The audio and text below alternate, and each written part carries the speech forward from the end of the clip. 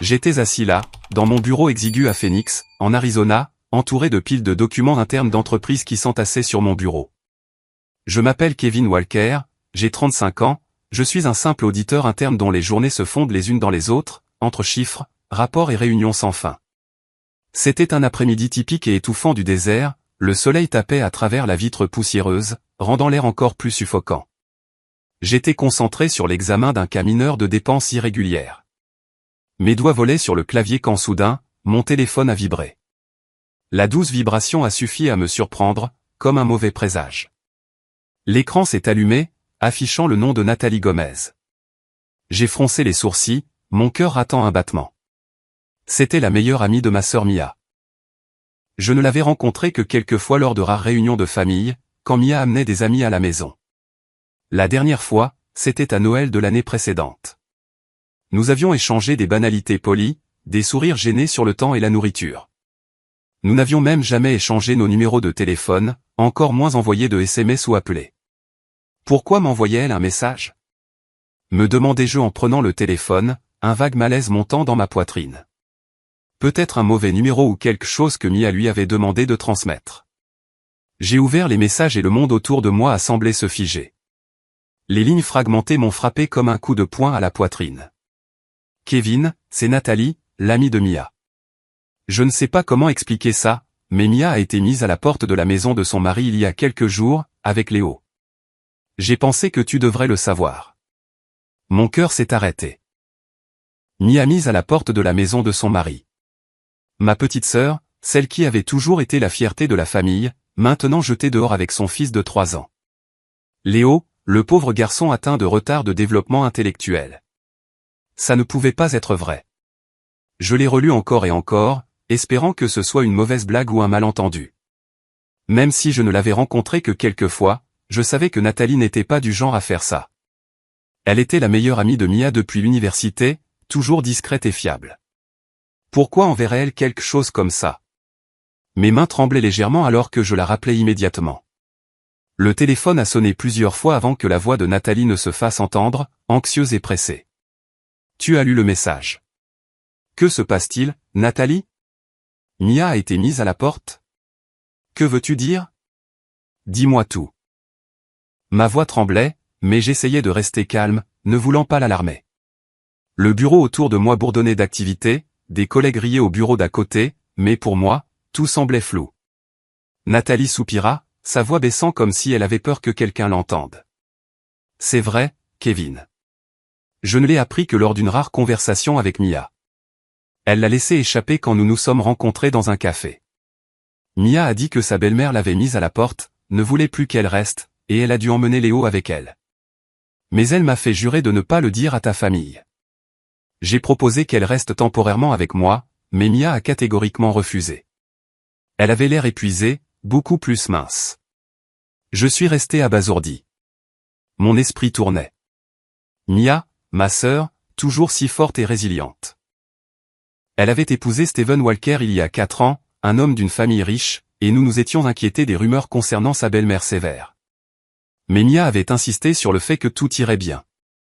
J'ai raccroché sans un mot de plus, serrant le téléphone jusqu'à ce que mes jointures blanchissent. J'ai immédiatement appelé Mia. Le téléphone a sonné et sonné. Une sonnerie, 2, 3, mais elle n'a pas décroché. Chaque sonnerie étirait le malaise dans ma poitrine comme le tic-tac d'une bombe à retardement. J'ai réessayé. Pas de réponse. Puis j'ai envoyé un texto, Mia, où es-tu? Appelle-moi tout de suite. Toujours le silence. Mon cœur brûlait d'anxiété. Le travail inachevé sur mon bureau ne signifiait plus rien. Je me suis levé brusquement, j'ai attrapé ma veste et je suis sorti en courant du bureau sans même demander la permission à mon patron. Mes collègues m'ont regardé avec surprise, mais je m'en fichais. Je devais trouver Mia tout de suite. J'ai couru jusqu'au parking, les mains tremblantes alors que je cherchais mes clés. Mon esprit était un chaos. Des images de Mia et Léo clignotaient constamment. Où était-elle maintenant? Sans abri, sans le sou, avec un enfant malade. J'ai accéléré sur la route, le soleil éclatant de l'après-midi en Arizona m'aveuglant, mais je ne sentais rien. J'ai essayé de retracer les derniers endroits où je pensais que Mia aurait pu aller. D'abord, la maison d'une vieille amie de lycée dans la banlieue de Phoenix. J'ai écrasé l'accélérateur, grillant quelques feux rouges, le cœur battant à tout rompre. Quand je suis arrivé, j'ai frappé à la porte. Son amie a ouvert et a secoué la tête. « Tu cherches Mia. Elle n'est pas là. »« Qu'est-ce qui ne va pas, Kevin ?» Mon premier espoir s'est brisé. J'ai continué jusqu'au complexe d'appartements bon marché près du centre-ville où Mia avait vécu avant son mariage. Le trafic était bloqué, ce qui me frustrait. J'ai tapé sur le volant. J'ai marmonné des jurons, la sueur coulant à flots. Au complexe, j'ai parcouru les rangées d'unités en demandant au propriétaire. « Mia Walker ?» Non, je n'ai vu personne comme ça. Chaque réponse était comme un coup de couteau. La nuit est tombée, l'obscurité se propageant depuis le désert, rendant l'air glacial malgré la chaleur de la journée. J'ai continué vers les hôpitaux publics, pensant que Mia avait peut-être emmené Léo pour un traitement ou quelque chose de pire. Cette pensée m'a serré la poitrine. Au premier hôpital, j'ai foncé à la réception, la voix rauque. « Excusez-moi, y a-t-il une patiente nommée Mia Walker ou un enfant, Léo Walker ?» Le personnel a vérifié l'ordinateur et a secoué la tête. Personne de ce nom. Deuxième hôpital, troisième. Toujours rien. L'espoir diminuait. J'étais épuisé, j'avais faim, j'avais soif. Mais je ne me suis pas arrêté. Mon esprit tournait avec les pires scénarios. Mia errant dans les rues. Léo pleurant de faim ou pire. Puis je me suis souvenu d'un dernier endroit, un endroit où je n'aurais jamais imaginé qu'elle irait. Un refuge pour femmes et enfants sans abri à la périphérie de la ville. Un endroit pour les désespérés, les victimes de violences ou ceux qui avaient tout perdu. Je me suis garé devant le vieil immeuble, les néons clignotant dans le noir. Des gens allaient et venaient, des femmes avec des enfants, des visages fatigués. L'air était humide, mêlé d'odeurs de sueur, de nourriture froide et de désinfectant. Je suis entré, me sentant déplacé dans la foule. Mon cœur battait la chamade alors que mes yeux balayaient partout. De longs bancs, des coins sombres, des enfants qui pleuraient. Et puis j'ai vu Mia. Elle était blottie sur un banc, décharnée et débraillée, les vêtements froissés, les cheveux en désordre. Dans ses bras se trouvait Léo, le garçon, s'accrochant silencieusement à sa mère, les yeux vides au milieu du bruit. Léo, mon pauvre neveu, avec des retards de développement, ne pleurant ni ne souriant, juste assis là comme une petite statue. Je suis resté figé, toutes les émotions refoulées explosant dans ma poitrine. Les larmes me sont montées aux yeux, mais je les ai retenues. Mia, ma sœur, autrefois si belle et joyeuse, réduite à ça, un refuge humide et moisi, un endroit que notre famille n'avait jamais imaginé. Mia leva les yeux et me vit. Ses yeux étaient rougis, mais elle n'osait pas pleurer. Elle détourna le visage comme si elle avait peur de me déranger ou d'être réprimandée. Je me suis approché, les jambes lourdes comme du plomb. J'ai appelé son nom, ma voix se brisant. Elle m'a regardé, les lèvres tremblantes. « Comment m'as-tu trouvé ici ? Comment le savais-tu » Je n'ai pas grondé ni me suis plaint. Je l'ai simplement aidé doucement à se lever. Léo s'accrochait toujours fermement, sans réaction. J'ai pris la main du garçon et je les ai conduits tous les deux hors du refuge jusqu'à ma voiture. Le moteur a démarré et nous avons roulé directement vers chez moi. Le trajet fut long et silencieux, mais à l'intérieur de moi, une tempête faisait rage. Que s'était-il passé ? Pourquoi Mia n'avait-elle pas appelé ? Et maintenant, que pouvais-je faire pour la sauver ? Cette nuit-là, Phoenix semblait plus froide que jamais. Le vent du désert hurlait à travers les vitres de la voiture, apportant un froid glacial malgré le début de l'automne. J'ai jeté un coup d'œil au siège passager. Mia était blottie, tenant fermement Léo dans ses bras. Le garçon restait complètement silencieux, regardant par la fenêtre avec des yeux vides comme s'il était inconscient du monde qui l'entourait. Mia gardait la tête baissée, des cheveux en désordre couvrant la moitié de son visage, ses épaules tremblantes. Pas à cause du froid, mais à cause de tout ce qu'elle gardait en elle. Je voulais demander tout de suite, crier pourquoi elle ne m'avait pas appelé plus tôt, mais je me suis retenu. Ce n'était pas le moment. Elle avait besoin de chaleur, de nourriture, de repos. J'ai serré le volant plus fort, essayant de rester calme, mais mon esprit tournait avec des questions sans réponse. Nous sommes arrivés à la maison, mon petit appartement à la périphérie de la ville, où je vivais seul depuis des années. Ce n'était pas luxueux, juste un modeste 2 pièces avec un mobilier simple, mais au moins c'était confortable et sûr. Je me suis garé, j'ai coupé le moteur et j'ai doucement ouvert la porte à Mia. Entre, ma sœur. Je vais allumer le chauffage. Mia hocha faiblement la tête, portant Léo en me suivant. L'air à l'intérieur était encore frais du matin, alors j'ai rapidement allumé le chauffage à gaz dans le salon. Les flammes bleues dansaient, répandant la chaleur dans l'espace. J'ai pris 2 couvertures propres dans le placard et j'en ai enveloppé la mère et le fils. Mia s'est assise sur le canapé, remontant la couverture jusqu'au menton de Léo, lui chuchotant quelque chose. Léo n'a pas répondu, il s'est juste blotti plus près de sa mère. Je suis allé discrètement à la cuisine, essayant de ne pas faire de bruit. Mon esprit était toujours en ébullition, mais je savais que je devais faire quelque chose de pratique pour l'aider à se calmer. J'ai ouvert le réfrigérateur et j'ai sorti les légumes restants, carottes, pommes de terre, oignons, et un peu de poulet congelé. Je ferai une simple soupe chaude. Rien de sophistiqué, mais nourrissant. J'ai coupé rapidement les légumes, les yeux me piquant à cause des oignons, mais aussi à cause des émotions qui montaient dans ma poitrine. Comment la vie avait-elle pu pousser ma sœur à ce point? Mia avait été une fille joyeuse, toujours souriante, excellente à l'école, rêvant d'une famille heureuse, et maintenant elle errait dans un refuge avec son enfant malade. J'ai versé de l'eau dans la marmite, ajouté des assaisonnements et laissé mijoter à feu doux. L'arôme de la soupe s'est répandu, chaud et réconfortant, comme un petit réconfort au milieu de la tempête. Environ une demi-heure plus tard, la soupe était prête. Je l'ai versée dans 2 grands bols, j'ai ajouté du pain grillé et je l'ai apporté dans le salon. Mange, ma sœur. C'est chaud. Mia leva les yeux rouges, mais hocha la tête en guise de remerciement. Léo était assis à côté d'elle, de petites mains tenant une cuillère, mais Mia devait le nourrir. Ils ont mangé de bon cœur, presque sans s'arrêter. Mia prenait de grandes cuillerées. Léo avalait les morceaux de pommes de terre tendres. La façon dont il mangeait suggérait qu'il n'avait pas eu de repas convenable depuis des jours, les joues creuses, les yeux s'illuminant juste à la sensation d'être rassasié. Je me suis assis en face d'eux, les regardant en silence, mon cœur se tordant de douleur. Un mélange de choc et de chagrin si intense qu'il était difficile de respirer. Mia, ma sœur, qui avait autrefois vécu dans une villa luxueuse, maintenant réduite à cette faim. Et Léo. Le pauvre garçon probablement habitué à des repas maigres juste pour survivre. Après qu'ils eurent fini, l'atmosphère s'est un peu réchauffée. Le chauffage crépitait doucement, les couvertures les enveloppaient confortablement, et la soupe chaude les avait calmés. Mia s'est adossée, Léo s'endormant sur ses genoux, respirant régulièrement. J'ai attendu un peu plus longtemps, lui laissant de l'espace pour respirer, puis j'ai doucement demandé, « Mia, dis-moi ce qui s'est passé. Je ne te force pas, mais je dois savoir pour pouvoir t'aider. » Je me suis assis en face d'elle, la voix douce, craignant qu'un mot plus dur ne la brise. Mia était déjà si fragile, décharnée, des cernes sous les yeux comme une ombre de ce qu'elle était autrefois.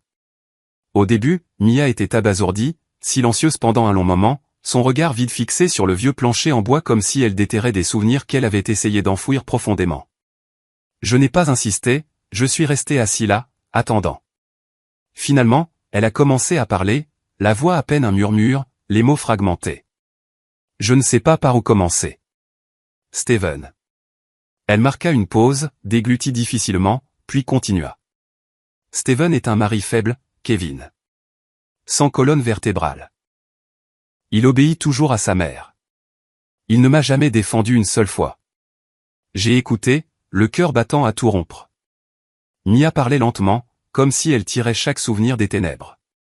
Son mariage avait commencé comme un rêve. Steven, l'homme riche et raffiné, promettant une vie heureuse. Mais une fois les portes de la villa fermées, la vérité a émergé. Sa belle-mère, Dolores Walker, était d'une cruauté inimaginable. Elle contrôlait chaque activité quotidienne de Mia. Quoi manger, quoi porter, combien dépenser. Chaque facture devait passer par elle. Chaque appel téléphonique devait être signalé. Elle a fait de moi une prisonnière dans ma propre maison, Kevin, critiquant tout comme si j'étais une profiteuse. Puis Léo est né, prématuré, avec des retards de développement intellectuel, ne parlant pas, ne réagissant pas rapidement comme les enfants normaux. C'est là que l'enfer a vraiment commencé. Dolores a blâmé Mia, lui hurlant au visage, « Tu ne sais pas comment accoucher. Cet enfant est ton erreur. » Elle voyait Léo comme un fardeau, une tache sur la réputation de la riche famille. La cruauté s'est intensifiée. Mia a été forcée de travailler comme une femme de chambre dans cette luxueuse villa. Nettoyage, cuisine, lessive de l'aube au crépuscule. Pas de sortie, pas de rencontre avec des amis, pas d'appel à la famille. J'ai vécu dans l'isolement, Kevin, entouré de murs dorés, mais c'était une prison. Mon mari voyait tout, mais il n'est jamais intervenu. Il baissait simplement la tête devant sa mère. J'ai serré les poings, luttant pour contenir ma colère. Mia a continué, la voix tremblante. Elle a même fait venir une jeune femme à la maison, une certaine Carla, laissant entendre qu'elle me remplacerait pour porter un enfant qui lui conviendrait. Elle m'a traité d'inutile, incapable de produire un fils en bonne santé. Jour après jour, elle m'a usé. J'étais épuisé, pleurant seul la nuit, mais trop effrayé pour le dire à qui que ce soit. Et puis le point de rupture. Carla est tombée enceinte. Dolores n'a pas hésité. Elle a mis Mia et Léo à la porte. Elle a jeté nos affaires sur le seuil, coupé tout soutien. Steven est resté là, silencieux. Pas un mot pour me défendre. J'ai pris Léo et j'ai erré pendant des jours, puis j'ai atterri au refuge. En entendant cela, j'ai ressenti une vague de rage et d'amertume. Le sang m'est monté à la tête. Je voulais foncer jusqu'à cette villa et frapper Steven et Dolores. Comment osait-il traiter ma sœur ainsi? Un être humain, une mère, transformée en esclave et jetée. Une partie de moi voulait la blâmer. Pourquoi as-tu enduré en silence? Pourquoi ne l'as-tu pas dit à la famille? Alors j'ai dû la prendre par Nathalie et courir frénétiquement à sa recherche. Mais toutes ces pensées accusatrices se sont étouffées dans ma gorge quand j'ai regardé Léo. Le garçon était assis près de sa mère, les yeux vides, ne pleurant ni ne réagissant, juste assis là comme une petite âme perdue. Et Mia, épuisée après des années d'érosion physique et émotionnelle. Peau pâle, main tremblante tenant le bol de soupe. Les larmes silencieuses qui coulaient sur le visage incliné de Mia m'ont ramené à de vieux souvenirs. Je me souvenais clairement du jour où elle avait décidé de se marier. Notre famille à Prescott, nos parents conseillant, Mia, n'entre pas dans cette maison. Dolores est notoirement cruelle et manipulatrice. Les rumeurs disent qu'elle a rendu folle la précédente belle-fille. Mais Mia était résolue, les yeux brillants. Kevin, je crois en Steven. Si je vis bien et que j'endure, les choses changeront. Cette foi naïve maintenant brisée. Elle en avait payé le prix avec sa vie, sa santé, son esprit et l'avenir de Léo. J'ai réalisé que ma sœur avait déjà appris sa leçon de la manière la plus dure. Elle portait les conséquences les plus lourdes. Personne n'avait besoin d'ajouter des reproches. Je n'ai rien dit de plus, je me suis simplement levé et j'ai suggéré doucement, « Allez, ma sœur. Allons nettoyer Léo et nous reposer. Je vais préparer la chambre pour vous deux. Mettons tout de côté pour cette rare nuit tranquille. On verra demain. » Mia a hoché la tête en s'essuyant les larmes et a porté Léo jusqu'à la salle de bain. Je suis resté là, les regardant partir, le cœur lourd. La tempête à l'intérieur de moi ne s'était pas calmée, mais il était temps de prendre soin d'eux. Le chemin à parcourir était long, et je savais que la vraie bataille ne faisait que commencer. Dans les jours qui suivirent, Mia et Léo restèrent temporairement chez moi. Pendant la journée, les choses semblaient calmes, du moins en surface. Mia commença à nettoyer la maison et à préparer des repas simples avec les courses que j'achetais. Léo jouait tranquillement avec quelques vieux jouets que j'avais sortis du garage. Le garçon restait silencieux, mais au moins il n'était pas aussi renfermé que la première nuit. Je suis allé travailler comme d'habitude, menant des audits internes, mais mon esprit ne cessait de dériver vers elle. Le bureau à Phoenix était toujours étouffant avec des piles de paperasse et des collègues qui bavardaient, mais je ne faisais que hocher poliment la tête, le cœur plein d'inquiétude. Le soir, nous dînions ensemble, échangeant des banalités sur le temps du désert ou sur mon travail. Mia essayait de sourire, essayait d'agir normalement, mais je pouvais clairement voir la douleur qui la hantait encore. Mais chaque nuit, lorsque la maison devenait silencieuse, je restais éveillé, tourmenté, dormant sur le canapé. Depuis que j'avais cédé la chambre à la mère et au fils, je ne pouvais pas m'endormir. Les images de l'histoire de Mia se rejouaient dans mon esprit comme un film d'horreur sans fin. La villa de la famille Walker, autrefois appelée sa maison, apparaissait maintenant dans mes pensées comme une prison dorée. Dolores avec son faux sourire, Steven s'inclinant lâchement, et Mia, ma sœur, tourmentée jour après jour. Comment avait-elle enduré cela seule? Pourquoi ne m'avait-elle pas appelé? Ces questions me rongeaient le cœur, me faisant me retourner et me retourner, transpirant abondamment même après avoir éteint le chauffage. Le sentiment initial d'impuissance, comme une pierre pesant sur moi, s'est progressivement transformé en résolution. Je ne pouvais pas prétendre que cela ne s'était jamais produit. Je ne pouvais pas laisser Dolores et Steven échapper à leurs responsabilités.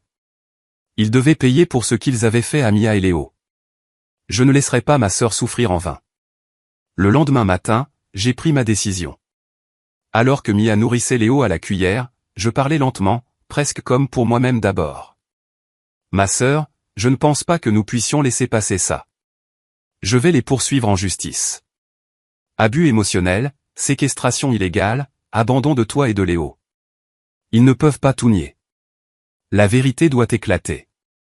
Mia leva les yeux, la cuillère se figeant en l'air. Ses yeux s'écarquillèrent de peur. Tu veux vraiment les poursuivre? Mais ils sont riches, Kevin. On ne peut pas gagner contre eux. J'ai serré sa main fermement, sentant le tremblement dans sa paume. Je sais, mais on ne peut pas rester silencieux pour toujours. Laisse-moi m'occuper du reste. Le jour même, j'ai intenté le procès et contacté un avocat que je connaissais par l'intermédiaire d'un collègue.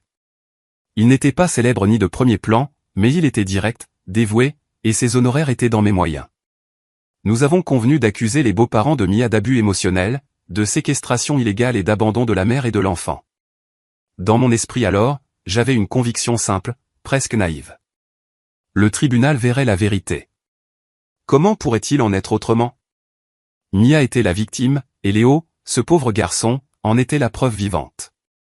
Les audiences se sont succédées, plus rapidement que je ne l'avais prévu. Le tribunal de district de Phoenix, des salles froides avec de vieux bancs en bois et une atmosphère tendue. Dès le début, les chances étaient largement contre nous, en faveur des riches beaux-parents. Ils ont engagé des avocats de premier plan, des professionnels chevronnés, des hommes en costume coûteux, parlant avec aisance comme de l'huile. Chaque argument de notre côté a été systématiquement démantelé.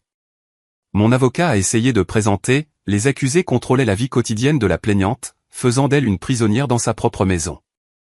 Mais l'avocat adverse a souri narquoisement, où sont les preuves? Ce n'est qu'un témoignage unilatéral. J'étais assis là, serrant la main de Mia, le cœur battant à tout rompre.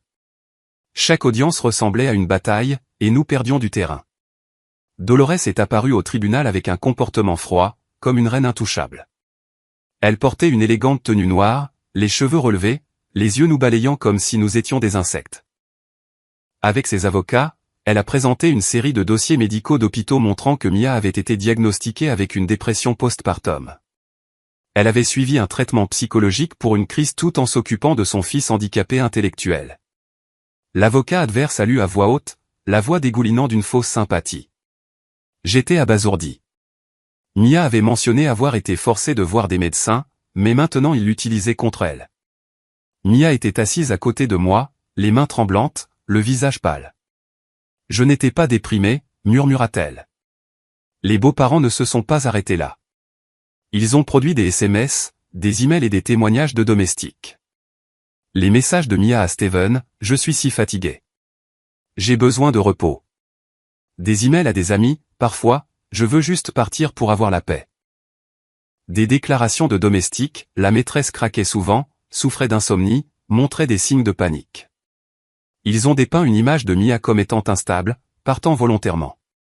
Puis ils ont montré des images de caméras de sécurité, une vidéo de Mia portant Léo hors de la maison. Pas de lutte, pas de force. La famille ne l'a ni empêché ni expulsé, a affirmé l'avocat.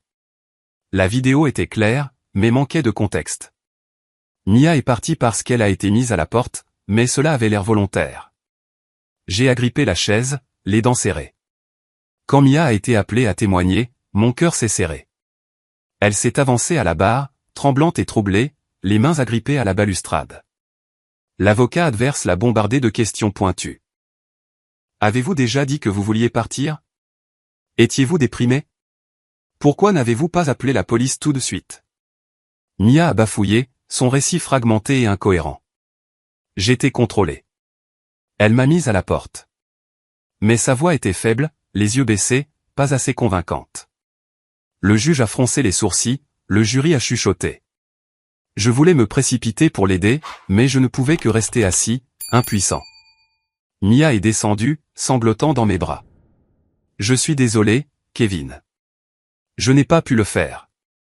Et Steven, le mari lâche, il se tenait dans la salle d'audience, ne niant ni ne défendant sa femme, silencieux devant chaque accusation, complètement soumis aux ordres de sa mère. Dolores était assise derrière, les yeux vifs, lui faisant signe. Steven a baissé la tête en bafouillant « Je ne sais rien ». Pas un mot pour protéger Mia, pas un regard pour Léo. Je l'ai regardé, rempli de mépris. Comment pouvait-il? C'était sa femme et son enfant. Le procès s'est prolongé, tendu comme un arc bandé. Finalement, le tribunal a rendu son verdict. Le juge l'a lu d'un ton égal. Il n'y a pas suffisamment de preuves pour prouver que la plaignante a été expulsée. Les preuves suggèrent qu'elle est partie volontairement pendant une période d'instabilité mentale. Nous avons complètement perdu l'affaire. Pas de décision favorable pour Mia et Léo. Pas d'indemnisation, pas de droit de garde, rien. La salle d'audience est tombée dans le silence. Puis des murmures se sont élevés. Dolores a souri triomphalement. Steven a évité le contact visuel. Je suis resté debout, menant tranquillement Mia dehors, la main serrant fermement la sienne. Mon cœur pesait comme du plomb. La justice ne s'était pas rangée de notre côté, du moins pas cette fois. La vérité ne se protégerait pas si je ne trouvais pas un autre moyen. Devant le tribunal, le vent du désert soufflait glacial, mais la colère en moi brûlait plus fort que jamais. Le combat n'était pas terminé. Il n'avait subi que sa première défaite. Après la défaite au tribunal, la véritable terreur s'est finalement installée, comme un courant de fond, balayant tout ce que j'avais construit. Les factures ont commencé à arriver par vagues. Frais de justice, frais d'avocat, et toutes les dépenses diverses des longues audiences. Je me suis assis à la table de la cuisine, ouvrant chaque enveloppe, mon cœur se serrant aux chiffres. Les économies que j'avais accumulées pendant des années de quarts supplémentaires, de vacances d'été sautées, de renoncement à des achats inutiles, étaient maintenant presque épuisées. En quelques semaines, mon compte en banque est passé de 6 chiffres à 3, puis 2. J'ai fixé l'écran de l'ordinateur, les chiffres rouges criards, et je me suis demandé, que vais-je faire maintenant? Le bureau est resté le même, mais chaque jour, rentrer à la maison, c'était comme porter un fardeau invisible, pesant sur mes épaules jusqu'à ce qu'il soit difficile de respirer. En même temps, je devais couvrir toutes les dépenses de subsistance de Mia et Léo. Mon petit appartement me semblait maintenant exigu avec 3 personnes et les coûts ont grimpé en flèche. L'électricité, parce que le chauffage fonctionnait toute la nuit pour garder Léo au chaud. L'eau, parce que Mia se baignait tous les jours pour maintenir l'hygiène du garçon. L'essence, pour conduire Mia à des entretiens ou emmener Léo à des visites médicales régulières. Les courses, non plus de simples repas pour une personne, mais maintenant du lait spécial pour Léo, des légumes frais pour que Mia reprenne des forces, et d'innombrables petites choses. Les médicaments, des vêtements de rechange pour Mia puisqu'elle n'avait apporté que quelques tenues usées du refuge. Les dépenses s'accumulaient chaque jour comme un monstre dévoreur d'argent. J'ai dû resserrer mes dépenses, calculant chaque facture à la fin du mois. Assis à la table, mon carnet rempli de chiffres. Électricité $150, eau $80, courses $400, essence $100. J'ai supprimé les cafés du matin, les préparant à la maison à la place. À chaque passage à la caisse de l'épicerie, j'étais tendu, le cœur battant à tout rompre, espérant que ma carte ne serait pas refusée. Les petits plaisirs qui soulageaient autrefois le stress ont été progressivement éliminés, et la vie s'est réduite au travail, à la maison et à des soucis sans fin. Avant, les week-ends signifiaient pêcher au bord d'un lac près de Phoenix ou des films avec des amis. Maintenant non, la canne à pêche prenait la poussière dans le garage. J'ai décliné les invitations. Désolé, je suis occupé avec des affaires de famille. Au lieu de cela, les jours se sont fondus dans la monotonie. Se réveiller tôt pour préparer le petit déjeuner, jouer un peu avec Léo, puis se précipiter au bureau. Le soir, aider Mia à nettoyer, prendre soin de Léo. Tard le soir, faire le budget. La vie ressemblait à une boucle sans fin, sans échappatoire. Je me suis regardé dans le miroir, des cernes, une barbe naissante, et je me suis demandé, combien de temps puis-je tenir? La colère du tribunal couvait toujours, maintenant mêlée de peur, de manquer d'argent, que Mia et Léo souffrent davantage. Une fois que son état mental s'est un peu stabilisé, Mia n'a pas voulu rester un fardeau. Elle a activement cherché un emploi pour contribuer, et j'étais vraiment fier d'elle pour ça. Mia a imprimé des CV, s'est habillée de ses vieux vêtements mais soigneusement repassés, et a tranquillement parcouru Phoenix. Avant de partir, elle m'a regardé et m'a dit doucement mais fermement, « Kevin, je trouverai quelque chose. » Pour la première fois depuis des lustres, j'ai vu une étincelle dans ses yeux, fragile mais pleine d'espoir. Mais la réalité était dure. Elle a fait face à des rejets constants en raison du manque d'expérience récente après des années en tant que femme au foyer, de longues interruptions d'emploi et de la prise en charge d'un enfant ayant des besoins spéciaux. Les employeurs ont secoué la tête. Désolé, nous avons besoin d'un temps plein sans engagement. Mia est rentrée à la maison, les épaules affaissées, mais a forcé un sourire. J'ai serré ailleurs deux mains. Je l'ai serrée dans mes bras, le cœur endolori. Elle avait été une étudiante exceptionnelle, maintenant elle repartait de zéro. Sans autre option, Mia a accepté des emplois manuels à temps partiel avec un salaire maigre et instable. Serveuse dans des fast-food, femme de ménage dans des épiceries, ou babysitter pour les voisins. L'écart de travail ne durait que quelques heures, payé à l'heure, 10 $, 12 $. Les gains disparaissaient rapidement dans les frais de subsistance et les soins de Léo. Mia rapportait à la maison sa monnaie durement gagnée, la comptant soigneusement avant de me la donner. « Tiens, Kevin, je veux aider un peu, mais cela ne faisait qu'effleurer le problème. » Elle dépensait en tickets de bus pour aller au travail, en médicaments quand Léo avait des crises de panique. Je la regardais trimer, rentrant avec les pieds enflés, et je ressentais une profonde tristesse. Mia a réduit ses dépenses personnelles à un degré déchirant. Elle portait les mêmes quelques vieilles tenues à plusieurs reprises, un chemisier délavé, un jean aux ourlets effilochés, pas de maquillage, pas de nouvelles coupes de cheveux, mangeant toujours moins pour économiser pour Léo et moi. Sa santé ne s'était pas complètement rétablie de sa dépression. Décharnée, pâle, souvent fatiguée. Je l'ai exhortée à manger plus. « Tu as besoin de force pour Léo. » Mais Mia a juste souri tristement. « Mon fils passe en premier. » Les nuits, elle restait éveillée avec des maux de tête, mais ne se plaignait jamais, sirotant seulement de l'eau en silence. Pendant ce temps, l'état de Léo devenait plus évident, ajoutant à la tension. Le garçon avait du mal à dormir, se réveillant souvent en sursaut la nuit. Facilement effrayé par les bruits forts, les voitures à l'extérieur, les portes qui claquent, ce qui le faisait crier et s'accrocher à sa mère. Il avait besoin d'une surveillance constante, ne pouvait pas être laissé seul, même brièvement. Les nuits à la maison étaient rarement ininterrompues. Je me suis réveillé plusieurs fois aux cris de Léo, puis aux paroles apaisantes de Mia. « C'est bon, mon chéri. Maman est là. » Léo avait besoin de visites de spécialistes, mais l'argent. Nous ne l'emmenions que dans des cliniques publiques, attendant des heures. Ses retards de développement ne montraient aucune amélioration. Toujours silencieux, les yeux lointains. J'ai joué avec lui, essayant des mots simples, mais Léo se contentait de fixer, sans réagir. J'ai essayé de prendre du travail supplémentaire quand c'était possible, mais le temps était fragmenté entre mon travail principal et les soins familiaux, les projets de bureau en heures supplémentaires. Je les ai pris, restant tard sous les néons froids, révisant des rapports. Les week-ends, audit indépendant pour de petites entreprises. Mais l'épuisement persistait comme un brouillard. Les yeux brûlants, la tête bourdonnante, les mains tremblant sur le volant en rentrant. « Tiens bon, me disais-je. » Mais parfois, au milieu d'un quart de travail, je m'arrêtais, haletant, me sentant sur le point de m'effondrer. Certains soirs, nous nous asseyions tous les trois en silence dans la cuisine calme, personne ne parlant, chacun portant ses propres soucis.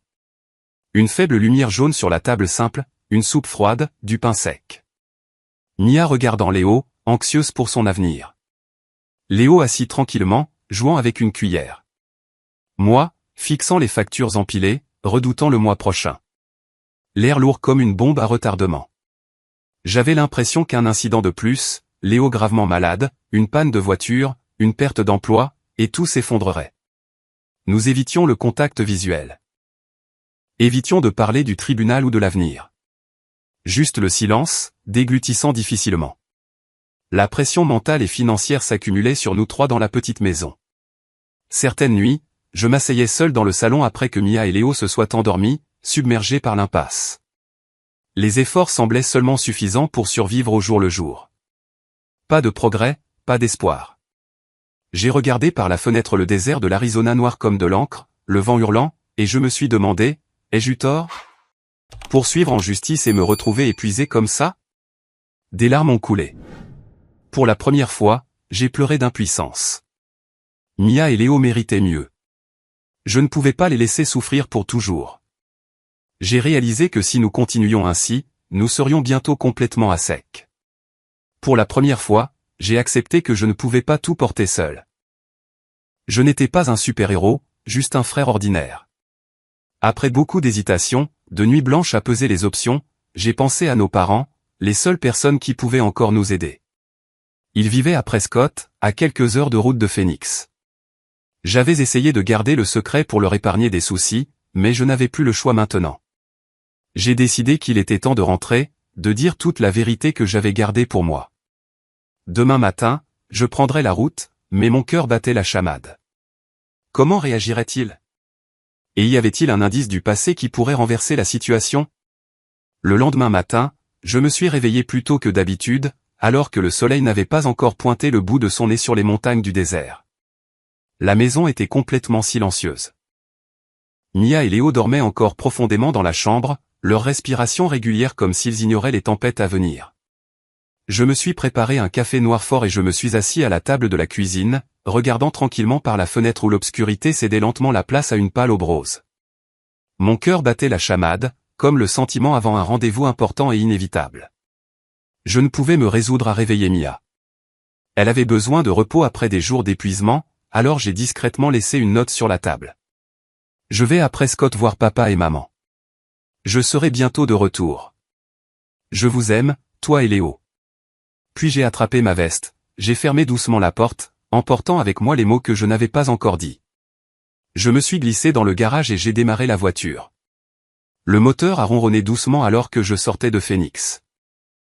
La route familière, l'autoroute 17, serpentant à travers le désert, passant devant des cactus saguaro et des collines de roches rouges, mais mon humeur aujourd'hui était plus lourde que jamais. À chaque kilomètre, je répétais ce que j'allais dire. Papa et maman seraient choqués. Ils adoraient Mia, et je leur avais tout caché, pensant que je pouvais tout gérer seul. Et maintenant?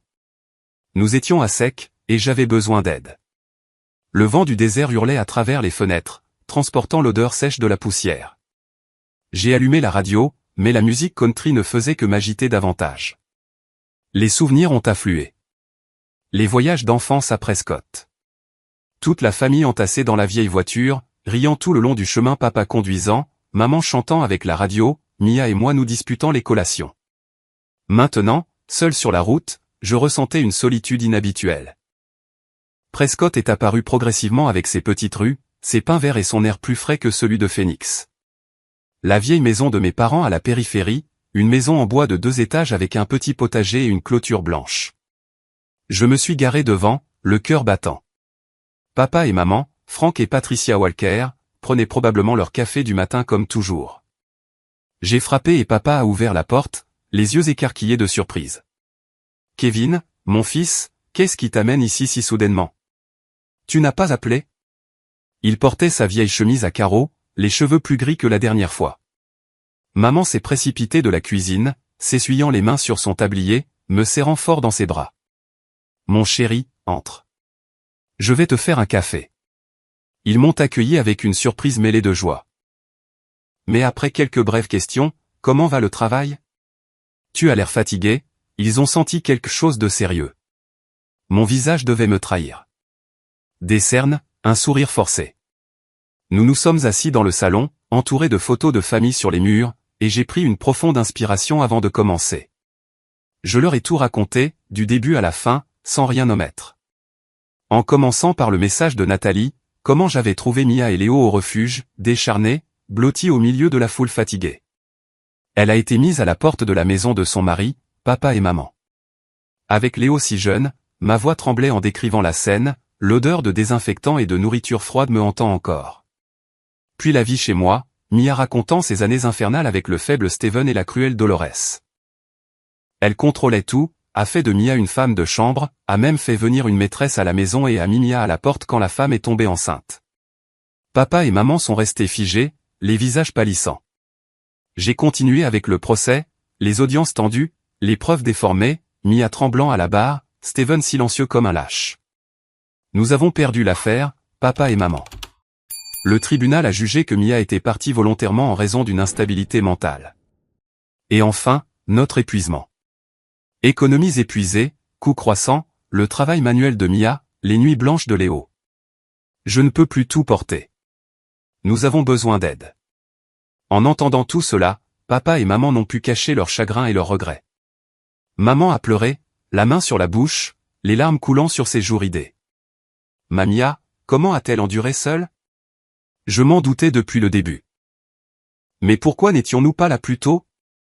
Elle s'est blâmée, la voix étranglée. Papa est resté silencieux un moment, le visage rouge de colère, puis a réconforté maman. Si, Franck, nous devons faire quelque chose. Mia est notre fille, Léo, notre petit-fils. Il souffrait pour la souffrance silencieuse de Mia, des années d'isolement et de tourments, et se blâmait. Papa a secoué la tête. Nous aurions dû intervenir plus tôt.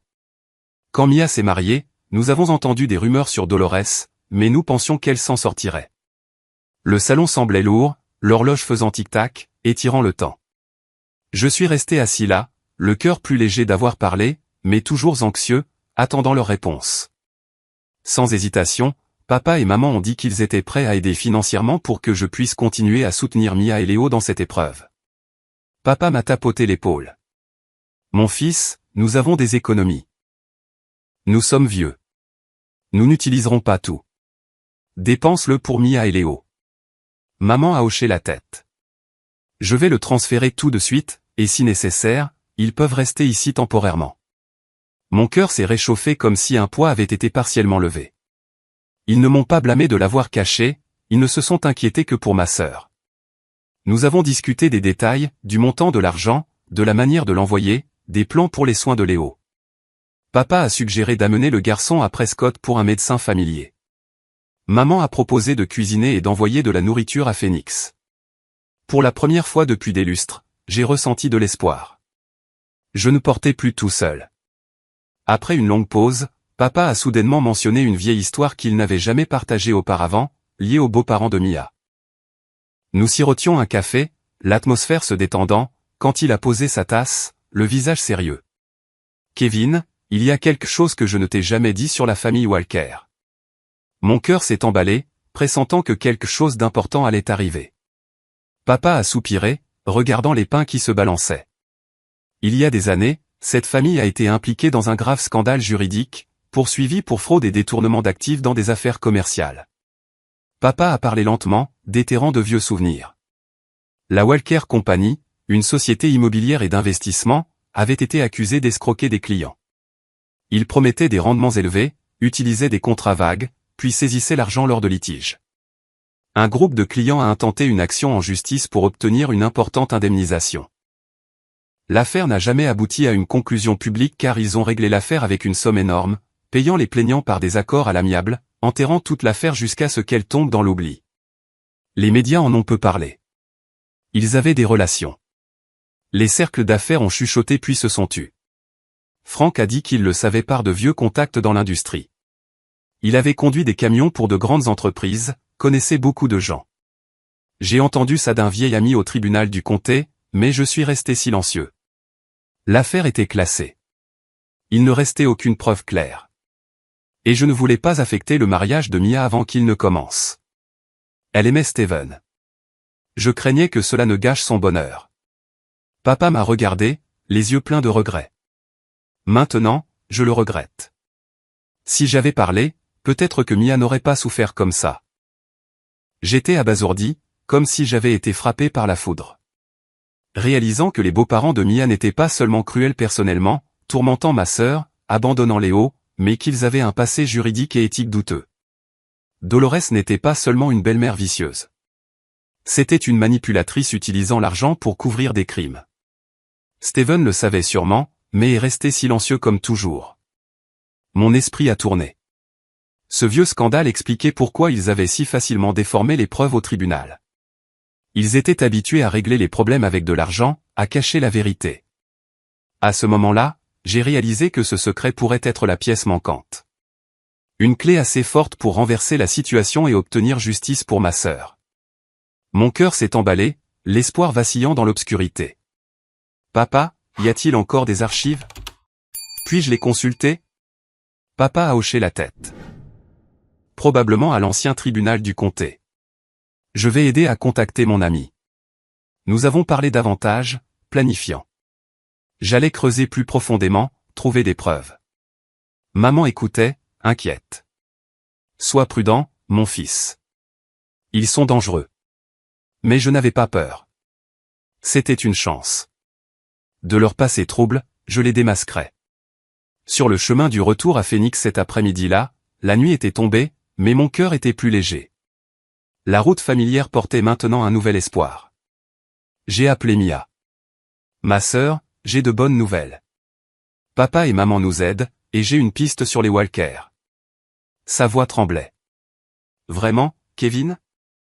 Je pensais que nous n'avions plus d'options. J'avais si peur. Peur que peu importe nos efforts, rien ne changerait. Mais si papa et maman sont avec nous, si tu trouves cette piste, peut-être que cette fois, ce sera différent. Je l'ai informé, et pour la première fois, nous avons ri sincèrement. Mais l'anticipation demeurait. Le vieux scandale était-il assez fort pour tout changer? J'allais le découvrir. Le combat entrait dans une nouvelle phase, pleine de drames et de surprises. De retour à Phoenix, il était déjà tard dans la nuit, mais mon esprit refusait de se reposer. Je me suis assis à la table de la cuisine, l'écran de l'ordinateur portable brillant sous la faible lumière jaune. Mia et Léo s'étaient couchés. La maison était silencieuse, à l'exception du vent du désert qui hurlait à l'extérieur de la fenêtre. Papa m'avait donné quelques détails. Le procès d'il y a plus de 10 ans impliquant la société de la famille Walker, accusée de fraude et de détournement d'actifs. Papa avait dit que la société s'appelait Walker Investment, à l'époque, poursuivie par un groupe de clients réclamant une importante indemnisation, mais l'affaire avait été réglée à l'amiable. J'ai pris une profonde inspiration, les mains tremblant légèrement en tapant dans la barre de recherche. C'était le début, rassemblant des preuves dans l'ombre, discrètement. Mon cœur battait la chamade, comme si je me faufilais dans l'antre de l'ennemi. Si papa avait raison, cela pourrait être la bombe qui ferait tout exploser. J'ai commencé par les pistes de papa, à la recherche de l'ancien procès civil impliquant la société des beaux-parents de Mia. L'Arizona dispose d'un système judiciaire en ligne. Je m'en souvenais vaguement de mes audits internes au travail. J'ai tapé « E-Access Arizona Judicial Branch », le site officiel permettant d'accéder aux archives judiciaires en ligne. C'est gratuit pour les affaires civiles et pénales à partir de 2010, bien que parfois l'inscription ou des frais soient nécessaires pour obtenir des copies complètes. J'ai rapidement créé un compte et j'ai entré le nom de la société, Walker Investment Losui Arizona. Les résultats se chargeaient lentement, mettant ma patience à l'épreuve. Mon cœur s'est emballé quand j'ai vu une affaire de 2012. Les plaignants étaient un groupe de 5 personnes accusant de fraude dans des offres d'investissement immobilier. J'ai cliqué sur le dossier. L'affaire était au tribunal supérieur du comté de Maricopa, qui couvre Phoenix. J'ai trouvé les archives de l'affaire au tribunal du comté montrant clairement que le procès avait été réglé à l'amiable sans jugement final, mais accompagné d'un important accord de règlement financier. Les documents détaillaient que les plaignants réclamaient 1,5 million de dollars pour avoir été trompés en signant des contrats promettant des rendements annuels de 20%, mais la société avait retenu les fonds et refusé les remboursements lors de litiges. Pas de procès public, juste une ordonnance du tribunal notant, réglé à l'amiable, avec un montant de règlement non divulgué, mais d'après les notes, estimé à plus de 800 000 dollars. J'ai imprimé le document, serrant fermement le papier. C'était la première preuve. Ils avaient utilisé l'argent pour faire taire les gens, couvrir leurs erreurs. Mais pourquoi opéraient-ils encore? J'ai creusé plus profondément, me sentant comme un détective dans un film, transpirant malgré la fraîcheur de la pièce. En suivant les registres commerciaux, je suis passé au site web de la Commission des sociétés de l'Arizona, qui stocke toutes les informations sur les entreprises enregistrées dans l'État. La recherche de Walker Investment a révélé l'historique. La société poursuivie a changé de forme juridique peu après le règlement en 2014 pour devenir Elite Capital Partners LLC. La direction est restée la même, Dolores Walker en tant que présidente, Steven en tant que vice-président. Ils ont simplement changé la coquille, gardé le noyau, continuant leurs opérations sous un nouveau nom, mais avec les mêmes dirigeants. J'ai téléchargé les documents d'enregistrement, notant que le siège social était toujours à Phoenix, à quelques pâtés de maison de leur villa. La colère bouillait en moi. Il pensait qu'un changement de nom effacerait le passé. Pas question. C'était un lien clair, un fil rouge du passé au présent. Je ne me suis pas arrêté là. J'ai obtenu des contrats actuels de la nouvelle société et j'ai remarqué les mêmes clauses vagues que dans l'ancien procès. Pour obtenir des contrats, j'ai dû être malin. Je ne pouvais pas appeler directement, risquant d'éveiller les soupçons. Je me suis fait passer pour un investisseur potentiel, j'ai créé une nouvelle adresse email et j'ai contacté la société via le site web d'Elite Capital Partners. Ils ont envoyé des exemples de contrats vantant des investissements sûrs avec des rendements élevés.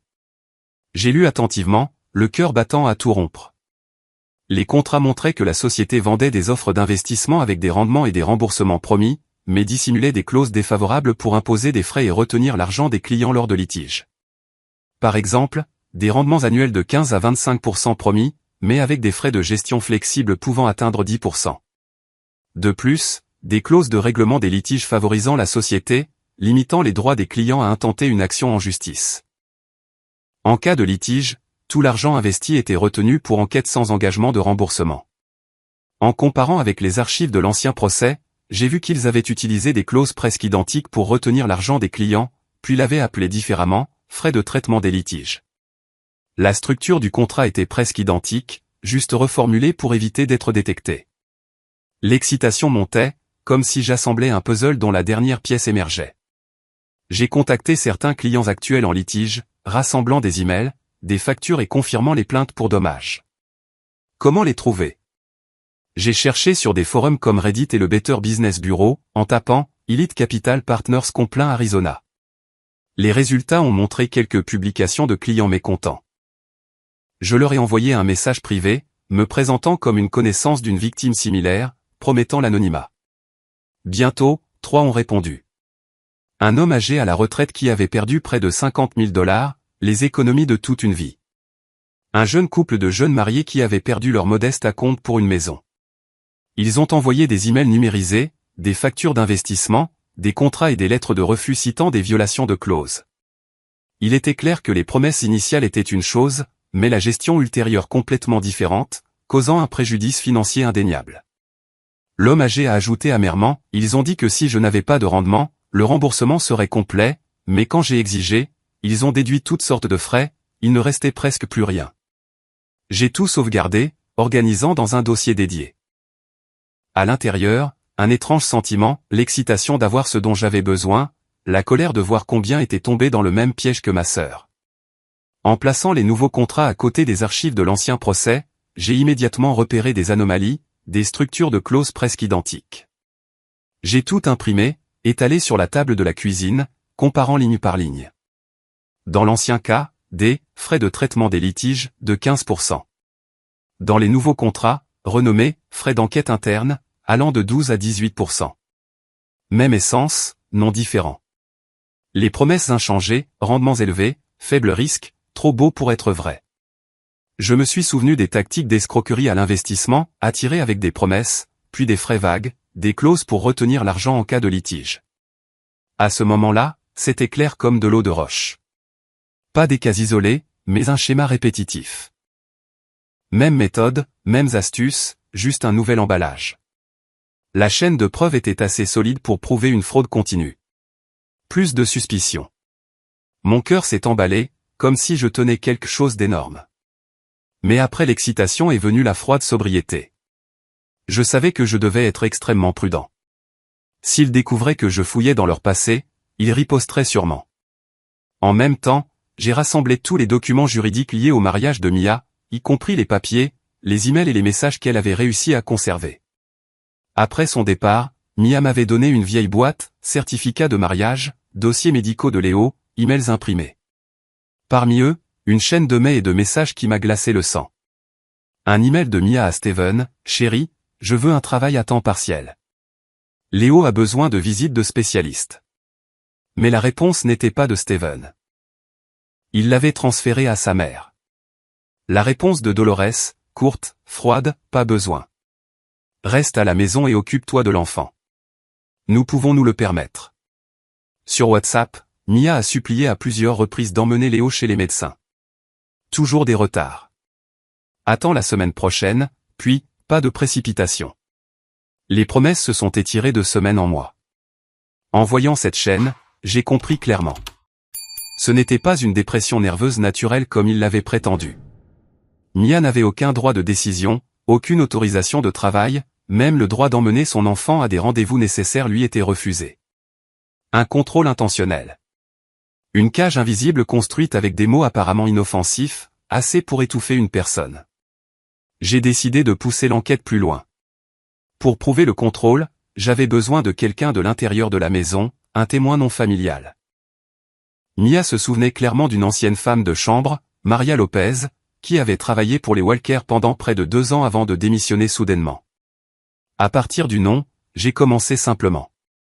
Après avoir cherché sur les réseaux sociaux et les sites d'emploi, j'ai trouvé un profil correspondant, un historique d'emploi et une localisation qui correspondaient parfaitement. J'ai envoyé un bref message, me présentant comme le frère de Mia, voulant poser des questions sur son temps de travail là-bas. Maria a répondu après une longue pause, acceptant de se rencontrer dans un petit café de banlieue à condition de discrétion. Lorsque nous nous sommes rencontrés, elle n'arrêtait pas de regarder autour d'elle, la voix basse et anxieuse. Maria a dit qu'elle avait toujours eu de la peine pour Mia. Selon elle, Dolores contrôlait chaque activité de la maison, les horaires, les sorties, les appels téléphoniques. Mia devait rendre compte de chaque petite chose, faisait le ménage de l'aube au crépuscule avec presque aucune autonomie. Maria a confirmé que Mia n'était pas libre d'emmener l'enfant dehors ou à des rendez-vous sans permission, et que l'isolement a duré des années, pas des mois, comme les beaux-parents l'avaient prétendu au tribunal. Avec le consentement de Maria, j'ai enregistré toute la conversation et je lui ai fait écrire une déclaration manuscrite signée pour confirmer ce dont elle avait été témoin. Plus de témoignage unilatéral, une déclaration de quelqu'un qui avait vécu et travaillé dans cette même maison. Pour la première fois, je savais que j'avais un témoin assez fort pour briser le faux récit que les beaux-parents avaient utilisé pour tromper le tribunal. J'ai compilé tous les documents, les organisant clairement, les plaçant ensemble. Tout formait une image complète, une vieille affaire réglée avec de l'argent, des années de dissimulation et de contrôle, et la façon dont cette famille avait déformé l'histoire lors du procès précédent. J'ai passé des heures au bureau, feuilletant des pages, les triant dans des dossiers. Le procès de 2012, les contrats de la nouvelle société, les preuves de Mia et la déclaration de Maria. Chaque dossier était une pièce placée au bon endroit, ils disaient tous la même vérité. En voyant l'image complète émerger, j'ai réalisé que ce n'était plus des détails dispersés, mais un schéma de comportement cohérent, assez fort pour remettre en question l'honnêteté des beaux-parents. Ils n'étaient pas seulement cruels envers Mia. Ils étaient des escrocs systématiques utilisant l'argent et le pouvoir pour se couvrir. Pour la première fois depuis la défaite, j'ai senti que je tenais quelque chose de vraiment solide, une base assez claire pour la prochaine contre-attaque. Cette nuit-là, après avoir organisé la pile de documents, je me suis assis seul à la table de la cuisine, fixant l'épais dossier devant moi.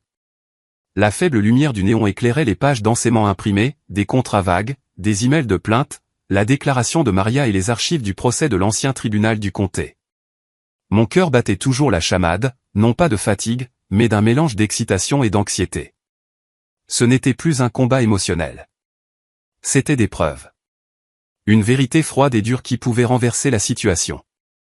Mais je savais que gagner exigeait de la stratégie. Le lendemain matin, j'ai emporté tout le dossier chez un nouvel avocat.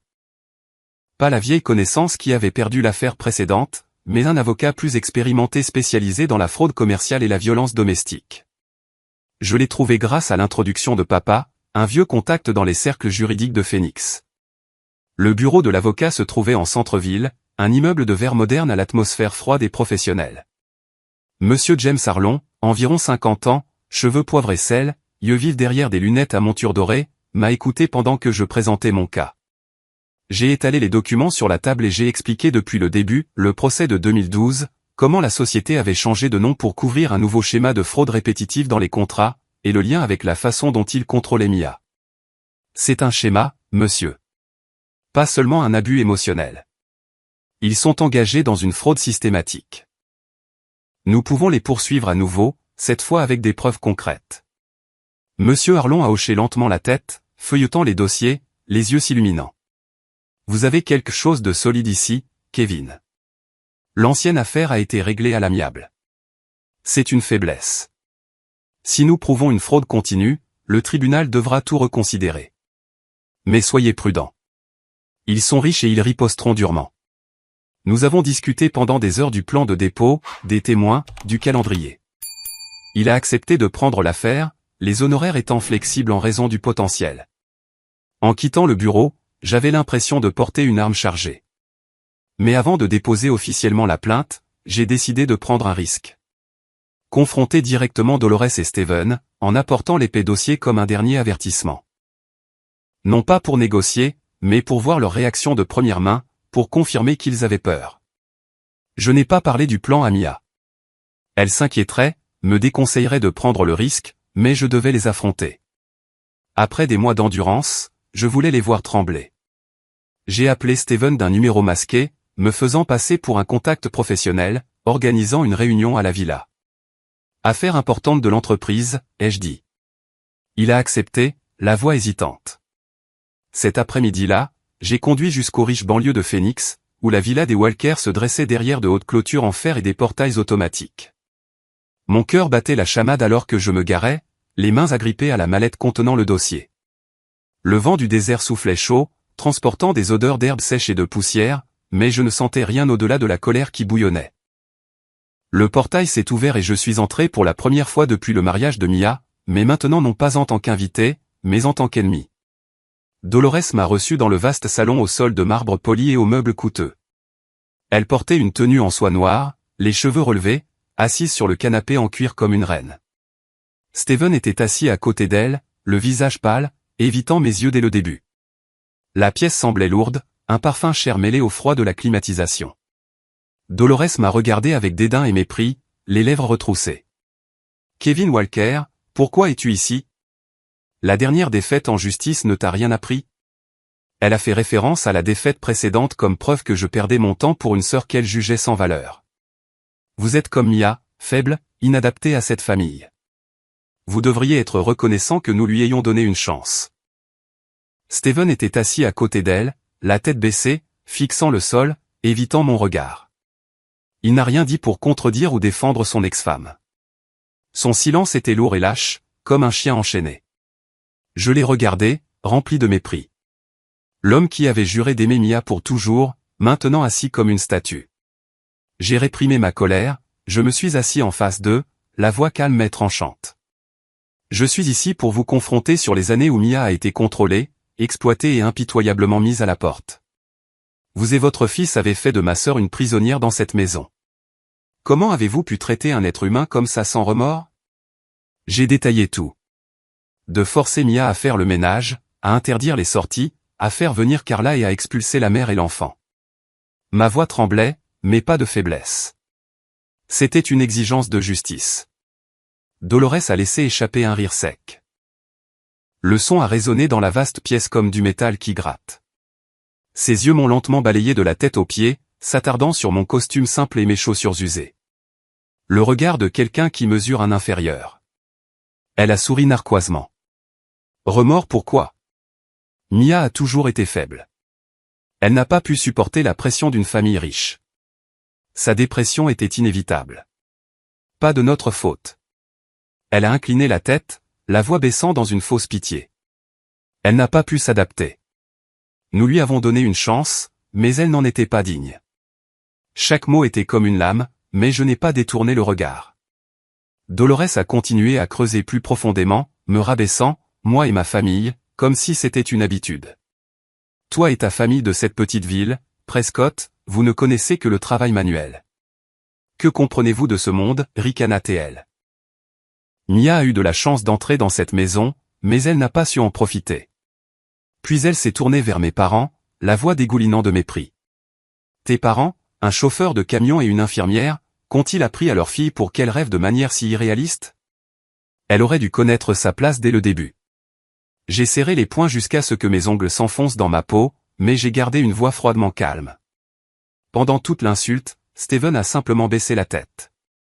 Pas de réfutation, pas de défense. Son silence était terriblement lourd. Je me suis tourné vers lui, la voix basse mais tranchante comme un couteau. Combien de temps resteras-tu silencieux, Steven ? C'était ta femme et ton enfant. Il n'a pas répondu. Son évitement disait tout. Il savait et il avait choisi le côté de sa mère, l'argent et le pouvoir. Je n'ai pas argumenté davantage, j'ai simplement déclaré clairement, chaque mot comme un marteau. Je poursuivrai cette affaire jusqu'au bout. Cette fois avec de vraies preuves. Vous ne le dissimulerez plus. Dolores a ri à nouveau, de manière provocante. Voyons ce que tu peux faire. Nous avons gagné une fois et nous gagnerons à nouveau. Je n'ai rien dit de plus. J'ai simplement posé l'épais dossier sur la table. La première page visible, les archives du procès de 2012, Walker Investment, en gras. En dessous, les nouveaux contrats d'Elite Capital, puis la liste des plaintes des clients. Le visage de Dolores a changé instantanément. Le sourire a disparu. Elle a feuilleté les pages, les mains visiblement tremblantes. Qu'est-ce que c'est? Comment as-tu eu ça? Sa voix s'est précipitée. Il doit y avoir un malentendu. Nous pouvons parler en privé. Pas besoin d'en faire toute une histoire. Elle s'est tournée vers l'offre du retour de Mia, promettant de s'occuper de Léo. Voix faussement douce. Steven a finalement levé les yeux. Pour la première fois, il a croisé mon regard, plein de peur. Je savais qu'ils avaient peur. Peur du passé exposé. Peur de l'effondrement de l'entreprise.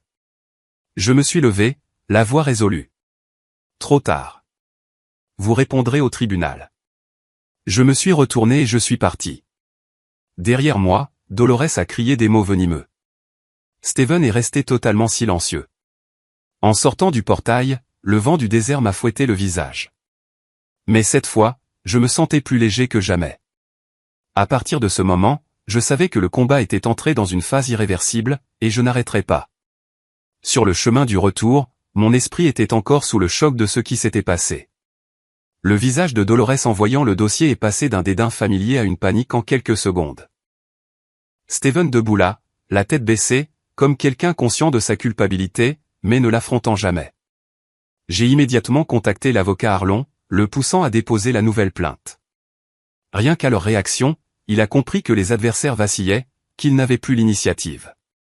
Quand je suis rentré et que j'ai tout raconté à Mia, elle a fondu en larmes d'émotion. Pour la première fois depuis des lustres, j'ai vu dans ses yeux non seulement de la peur, mais la conviction que la justice pourrait vraiment les atteindre. Pourtant, l'anticipation pesait lourdement sur moi. Le procès à venir serait sûrement plus féroce que tout ce que nous avions affronté. Cette nuit-là, je suis resté longtemps éveillé, pensant au chemin à parcourir.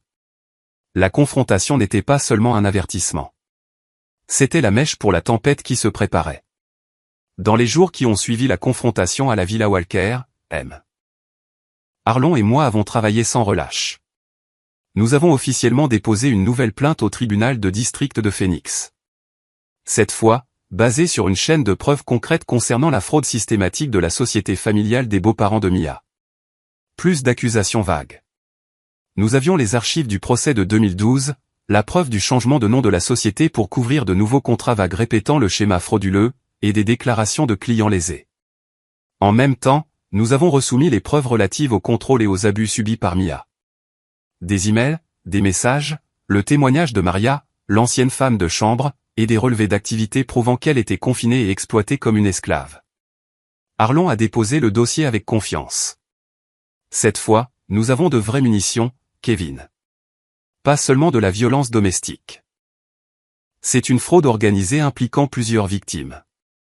Le tribunal devra y prêter attention. Je me tenais à côté de lui, le cœur battant à tout rompre en regardant le tampon du tribunal sur les papiers. C'était le tournant. Pas de retour en arrière. En attendant la date du procès, la pression montait. Je suis rentré à la maison pour trouver Mia blottie sur le canapé, tenant un Léo endormi. Elle avait l'air plus épuisée que jamais. Des cernes dues à des nuits blanches. Mia a murmuré alors que je lui parlais du dépôt de la plainte. La dernière fois à la barre, j'étais si nerveuse que je ne pouvais pas parler correctement. Maintenant, les affronter à nouveau. Je me suis assis à côté d'elle, lui serrant la main. Tu n'es plus seule, Mia. Je suis là. Papa et maman nous soutiennent. Cette fois, les preuves sont solides. Tu as juste besoin de dire la vérité. Papa et maman ont appelé en vidéo depuis Prescott, encourageant Mia une fois de plus à témoigner. Papa la regarda longuement et dit de sa voix profonde et stable, « Ma fille, nous avons toujours été fiers de toi. N'aie pas peur. Quoi qu'il arrive, la famille est avec toi. Maman n'a pas pu cacher ses larmes, la voix étranglée. Mia, tu as déjà trop enduré. Cette fois, tu n'as pas à te retenir. Tu mérites la justice. La peur était encore évidente sur le visage de Mia à l'idée d'affronter à nouveau Dolores et Steven. Elle tremblait légèrement, mais a ensuite hoché la tête, la voix douce mais résolue. Cette fois, je ne fuirai pas. Je le fais pour Léo et pour moi-même. Léo était assis à proximité, tranquillement, jouant avec des jouets comme s'il sentait la tension. Je l'ai serré dans mes bras, le cœur gonflé d'un sentiment clair. La Mia forte d'avant revenait. Le procès s'est ouvert rapidement et a attiré une attention considérable en raison de multiples clients lésés et d'allégations de fraude récurrentes sous la nouvelle entité. Les médias locaux ont rapporté, une société d'investissement de Phoenix accusée de fraude systématique liée à un conflit familial, remplissant la salle d'audience. Non seulement les avocats des deux parties, mais aussi des journalistes, d'autres victimes et des curieux. La salle d'audience du district est restée froide comme avant, avec de vieux bancs en bois et un air étouffant. Mais cette fois, je me sentais différent. Nous étions à l'offensive. La juge, une femme sévère d'âge moyen, a donné le départ. Affaire contre Elite Capital Partners LLC et la famille Walker pour fraude commerciale et violence domestique. Commençons. Mon cœur battait à tout rompre, les mains agrippées à la balustrade. Dolores et Steven étaient assis en face. Elle essayait de maintenir son arrogance, mais j'ai vu ses yeux vaciller. Ils savaient que nous avions quelque chose de gros. Au tribunal, les preuves financières, les contrats et les archives judiciaires ont été présentés clairement, montrant un schéma frauduleux s'étalant sur des années, plus des litiges isolés. Arlon s'est levé le premier, la voix retentissante. Votre honneur, ce n'est pas un accident. C'est un système. Du procès de 2012 de Walker Investment réglé avec d'importants paiements à aujourd'hui avec Elite Capital et ses contrats vagues identiques. Il a projeté des diapositives, anciens et nouveaux contrats côte à côte, les clauses de frais flexibles et de rétention en cas de litige surlignées en rouge. Le jury a murmuré, la juge a froncé les sourcils, prenant des notes. J'étais assis, regardant, tendu, me rappelant les nuits blanches à comparer les documents. Le conseil de la défense a tenté de réfuter, c'est de la spéculation historique. Mais Arlon a contré, pas de spéculation, des preuves concrètes du tribunal du comté. Puis les clients ont témoigné un par un, confirmant les fausses promesses, les contrats défavorables imposés et les pertes financières spécifiques, effritant les arguments de la défense. L'homme âgé à la retraite, ayant perdu 50 000 $, s'est avancé, la voix tremblante. Ils ont promis des rendements de 20%, mais quand j'ai exigé, des frais sans fin ont été déduits. J'ai perdu les économies de toute ma vie. Le jeune couple a raconté, nous avons signé en faisant confiance aux publicités, mais l'argent a été retenu, pas de remboursement. Arlon a présenté des factures, des emails, des preuves irréfutables. Le jury a hoché la tête. Dolores, de l'autre côté de la salle, a pâli, chuchotant à son avocat. La salle d'audience s'est échauffée, les murmures se sont répandus. J'ai jeté un coup d'œil à Mia à côté de moi. Elle a serré ma main. Kevin, ils perdent. J'ai hoché la tête, mais le cœur battait toujours la chamade. Ce n'était pas encore fini. Concernant le traitement de Mia, des emails, des messages, le témoignage de l'ancienne femme de chambre et des relevés d'activité ont été présentés, prouvant un contrôle étroit et un manque d'autonomie, contrairement à ce que les beaux-parents avaient prétendu. Arlon a appelé Maria. Elle s'est avancée, la voix ferme. Madame Dolores contrôlait tout. Pas de sortie, le ménage de l'aube au crépuscule. Je l'ai vu pleurer de nombreuses fois. Puis les emails et les messages de Mia ont été montrés, révélant des refus répétés d'emmener Léo chez les médecins. Steven transmettant silencieusement tout à sa mère sans intervenir. La salle d'audience est tombée dans le silence alors que le jury suivait les détails. Maria a confirmé calmement, déclarant qu'elle avait été témoin du contrôle de Mia et des retards répétés dans les soins médicaux de l'enfant. Le conseil de la défense a tenté de remettre en question l'authenticité du témoignage, mais Arlon a présenté les dossiers médicaux de Léo montrant des visites inhabituellement retardées. La chaîne de preuves a bloqué les réfutations. Pas de place pour le déni. Face à la chaîne de preuves, les réfutations des beaux-parents se sont effondrées une à une. Les vieux arguments se sont écroulés devant les documents et les témoins. Leur avocat a réutilisé la vidéo de Mia quittant la maison. Elle est partie volontairement, sans force. Mais Arlon a contré, parce qu'elle a été mise à la porte, poussée au-delà de ses limites. Cela prouve le contrôle, pas un départ volontaire. Dolores a objecté à plusieurs reprises depuis le banc des accusés, la voix stridente. C'est de la diffamation. On nous accuse à tort. Elle a essayé de garder le contrôle, se levant et nous pointant du doigt, le visage rouge, mais son comportement révélait la panique, les mains tremblantes, les yeux fuyants. Le juge a frappé de son marteau, accusé, à l'ordre. La salle d'audience était tendue comme un arc. Tout le monde retenait son souffle. J'ai regardé Dolores, le cœur satisfait. Elle perdait le contrôle, comme Mia l'avait fait autrefois. Le tournant est arrivé lorsque Steven a admis de manière inattendue tout, de sa connaissance de la fraude de l'entreprise à son silence complice face au traitement de Mia par sa mère. Arlon l'avait appelé comme témoin de la défense, mais Steven, le visage cendré, a bafouillé. J'avoue. L'entreprise a escroqué des clients. Je savais tout. Ma mère a tout orchestré. Je l'ai suivi. La salle d'audience a explosé. Le juge a frappé de son marteau. Steven a continué à propos de Mia. Je suis resté silencieux pendant que ma mère la contrôlait, la mettait à la porte. J'ai été lâche. Je n'ai pas protégé ma femme et mon enfant. Son aveu a stupéfié Dolores. Elle s'est levée brusquement. Steven, es-tu fou? Pourquoi te jeter dans la gueule du loup?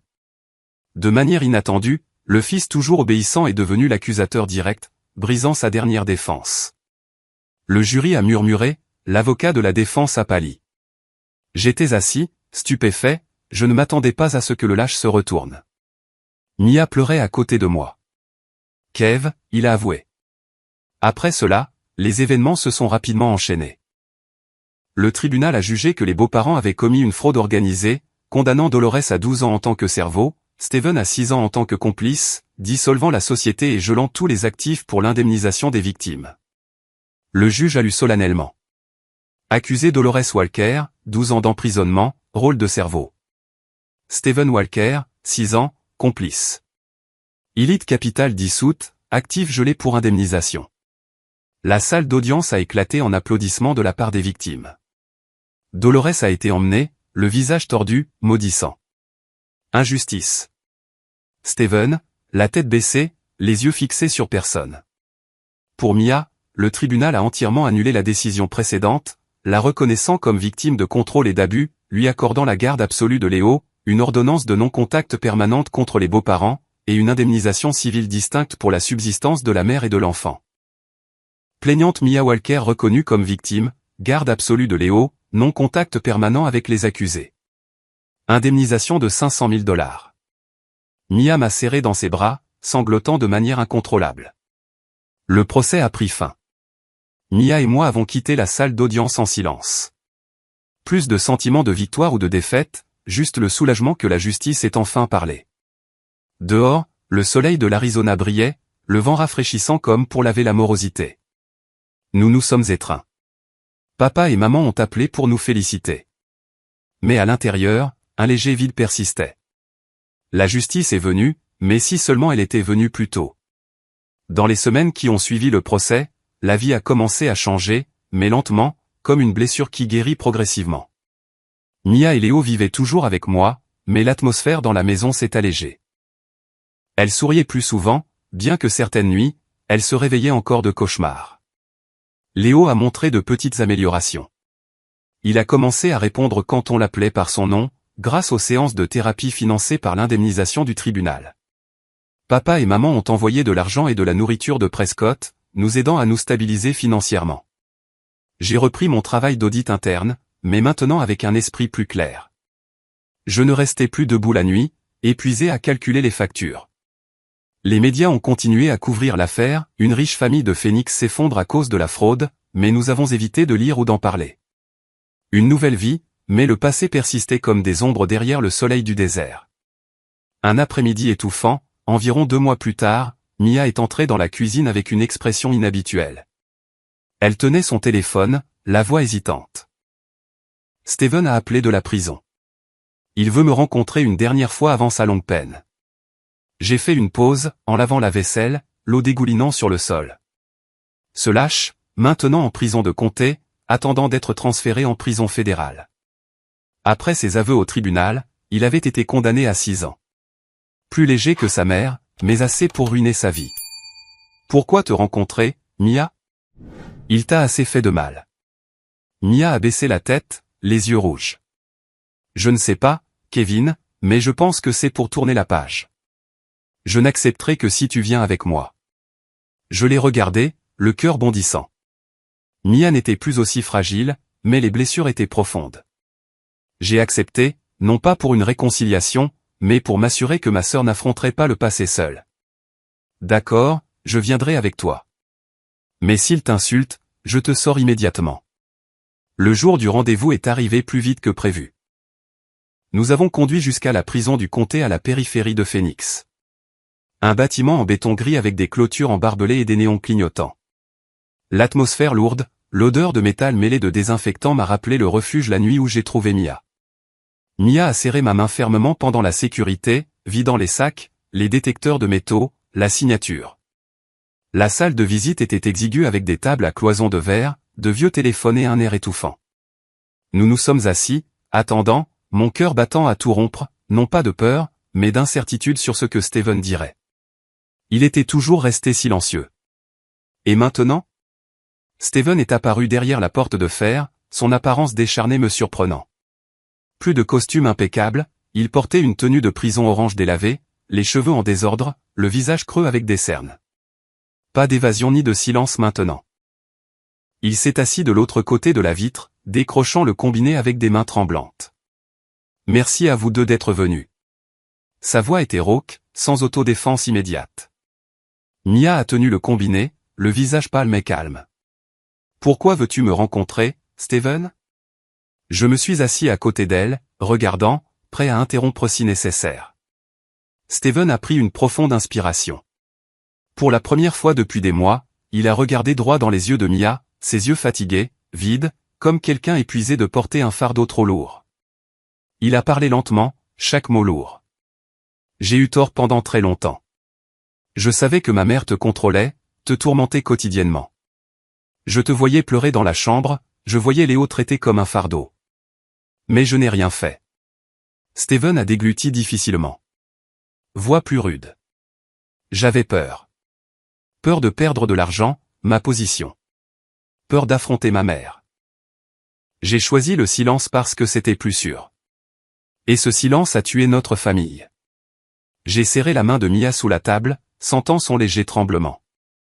Steven a continué comme s'il était résolu à ne plus rien cacher. Je savais ce que faisait l'entreprise. Je savais que ces contrats escroquaient les gens, mais j'ai fait semblant de ne pas voir parce que parler signifiait tout perdre. J'ai permis les méfaits de ma mère en connaissant les conséquences. J'étais un lâche. Les aveux tombaient lourdement, comme des souvenirs arrachés de sa poitrine. Je n'ai pas perdu la famille le jour de ma condamnation, a poursuivi Steven, la voix baissant. Je vous ai perdu, toi et Léo, au moment où j'ai choisi de baisser la tête, de me tenir derrière ma mère au lieu d'être à côté de ma femme et de mon enfant. Mia a écouté en silence. Elle n'a pas interrompu, blâmé ou réagi. Elle a juste laissé les mots passer comme pour clore un vieux chapitre. À travers la vitre, ses yeux se sont embués, mais ont retenu les larmes. Après une pause, Steven a levé les yeux à nouveau, la voix plus sérieuse. Il y a une chose que je dois dire. Au fil des ans, j'ai mis de l'argent de côté personnellement, entièrement de mon salaire et d'investissements légaux sans rapport avec les crimes de l'entreprise ou de la famille. Il a regardé Mia, les yeux non suppliants. Environ 200 000 $. Je l'ai transféré par l'intermédiaire d'un avocat. Il vous appartiendra entièrement, à toi et à Léo. Steven a respiré profondément, continuant. Je ne fais pas ça pour expier ou attendre quoi que ce soit. Je veux juste compenser un peu pour ce que j'ai pris. Et ainsi, derrière ces barreaux, mon cœur pourra être un peu plus léger. J'étais abasourdi. Je n'aurais jamais pensé que ce lâche conservait une quelconque conscience. Mia a pris une profonde inspiration. Quand elle a parlé à nouveau, la voix tremblante, mais plus stable. Je ne te déteste plus, Steven. Non pas parce que ce que tu as fait est pardonnable. Tu as détruit ma vie et celle de Léo. Elle a fait une pause, puis a continué. Mais tu as payé avec ta liberté et ta vie. Te voir ici si usé. Pour moi, c'est suffisant. Mia a essuyé des larmes, les yeux inhabituellement calmes. Je pardonne. Pas pour toi, mais pour moi, pour que je puisse avancer sans être lié par le ressentiment. Léo et moi vivrons bien sans regarder en arrière. Ces mots ont tout conclu. Steven a hoché la tête, des larmes coulant. Merci. Je ne vous souhaite que du bonheur, à toi et à Léo. La visite a pris fin. Steven a été emmené, sa silhouette voûtée disparaissant derrière la porte de fer. Nous sommes restés un moment de plus, silencieux, sachant que certaines blessures ne peuvent s'effacer, mais qu'enfin, elles s'étaient refermées. Mia et moi avons quitté la prison en silence, sans regarder en arrière, sachant que le passé était scellé derrière cette porte de fer. Sur le chemin du retour, le soleil de l'après-midi en Arizona s'est adouci, le vent transportant une odeur familière de poussière. Mia s'est appuyée sur le siège, regardant dehors. Après cette conversation, je me sens tellement plus légère. Plus de colère. J'ai agrippé le volant, le cœur chaud. Tu es forte, Mia. Maintenant, regardons vers l'avenir. Mais à l'intérieur, une certaine anticipation persistait. L'argent était-il vraiment propre? Nous avons vérifié par l'intermédiaire de l'avocat. C'était légal. Ce fut le dernier tournant, aidant Mia à gagner son indépendance. Cette nuit-là, de retour à la maison, Mia a serré Léo fort dans ses bras et s'est vite endormie. Je me suis assis seul dans la cuisine, laissant mes pensées retourner à la réunion de l'après-midi. L'image de Steven claire dans mon esprit, décharné, le visage creux, la voix rauque comme s'il avait vieilli de décennies en peu de temps. Je me suis souvenu de ses aveux, en particulier de voir Mia pleurer mais de se détourner. J'ai également revérifié les documents sur l'argent laissé, tout était propre, provenant de comptes personnels non touchés par les crimes. Mia a beaucoup pleuré après la réunion, mais pas de douleur. C'était une libération après des années de répression. Et son pardon n'était pas pour lui, mais pour elle-même, pour avancer sans être liée par le passé. Au moment où nous avons quitté la prison, la lourdeur dans mon cœur s'est progressivement estompée, comme si un fardeau qui pesait sur nous trois depuis des années était enfin déposé. Fermer le passé douloureux et ouvrir un voyage de guérison qui ne faisait que commencer. Quelque temps après le procès, avec le soutien émotionnel de nos parents et les ressources financières de l'indemnisation du tribunal, ainsi que l'argent que Steven avait laissé derrière lui, la vie de Mia et Léo s'est progressivement stabilisée. Papa et maman appelaient en vidéo depuis Prescott chaque semaine, envoyant de la nourriture faite maison et des paroles d'encouragement chaleureuses, restant proches malgré la distance. L'indemnisation du tribunal, 500 000 $, ainsi que les 200 000 $ de Steven, avaient tout été minutieusement vérifiés par l'avocat Arlon, garantissant que tout était complètement légal et propre. Les soucis financiers ne pesaient plus lourdement sur mes épaules comme avant. Auparavant, les fins de mois signifiaient des nuits blanches à calculer les factures. Maintenant, le compte en banque était stable, nous permettant de respirer plus facilement. Mia a investi une partie de l'argent dans un fonds d'épargne pour Léo, utilisant le reste pour la vie quotidienne. Léo a commencé à sourire davantage, bien qu'ayant encore des moments de silence, mais le garçon progressait grâce aux séances de thérapie régulières soutenues par le tribunal. Mia a trouvé un emploi stable adapté à sa situation, une assistante administrative à temps partiel dans un petit bureau près de chez elle. Elle avait été rejetée de nombreuses fois en raison de ses interruptions de carrière, mais maintenant, avec une lettre de recommandation de l'avocat et une confiance retrouvée, elle a été embauchée. C'est un travail léger, Kevin. Je peux déposer Léo et le récupérer, a partagé Mia avec enthousiasme. Léo a bénéficié de visites régulières chez des spécialistes et a rejoint des programmes d'intervention précoce pour les enfants ayant un retard de développement, des séances basées sur le jeu, apprenant à parler avec des enseignants dévoués. Le garçon a commencé à appeler sa mère plus clairement, répondant au rire de Mia. De petites mais claires améliorations sont apparues. Je l'ai emmené au parc le week-end, regardant Léo trottiner après les papillons. Mon cœur débordait de joie. Alors que les choses s'installaient dans une routine, la mère et le fils ont décidé de louer leur propre appartement près du mien.